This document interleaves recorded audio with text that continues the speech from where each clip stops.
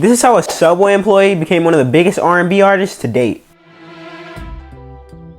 Now, Frank Ocean, whose real name is Christopher Edward Brooks, was born October 28th of 1987 in Long Beach, California. Now, he wouldn't live here for long because around the age of 5, he moved to New Orleans.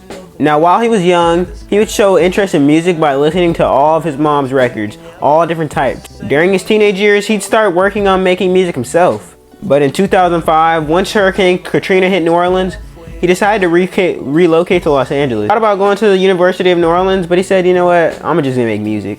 Now, originally, he'd work a bunch of odd jobs, but eventually, he'd become a songwriter and make different connections in the music industry.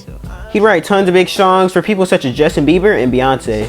This writing ability would give him a great reputation within the music industry, and he'd start becoming more well-known. Even though he was making a great living just writing music, he said, I don't want to be a songwriter anymore. I want to make my own music.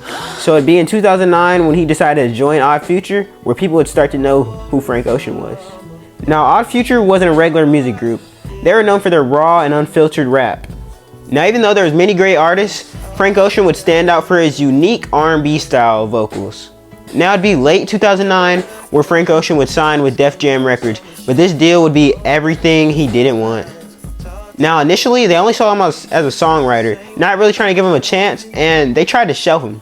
But our boy Frank Ocean, he was super determined. He said, nah, I'm gonna show y'all something. So in 2011, all on his own, he'd go on to release Nostalgia Ultra. This would be his breakthrough album that really put him out there. Now, with critics loving this record so much, it would put so much pressure on Def Jam Records that they'd have to support him as a musical artist, and not just a songwriter. Now, with the support of his record label, he'd go on to release Channel Orange in 2012. This album right here really put him in the spotlight. Even winning a Grammy, Channel Orange really solidified Frank Ocean's place in the music industry.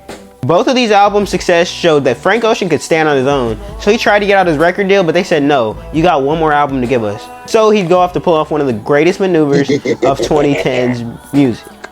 Now, it'd be a couple years go by, but then in 2016, he'd release an album called Endless. This was a 45-minute album released exclusively on Apple Music.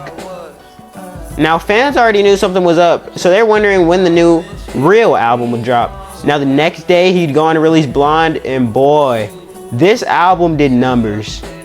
Blonde would go on to make $1 million its first week, and Frank Ocean kept almost all the revenue because he released it independently. This album will leave many fans and critics awaiting a new album from him. But it'd be in 2020 when an unfortunate tragedy would happen to Frank, with the passing of his brother.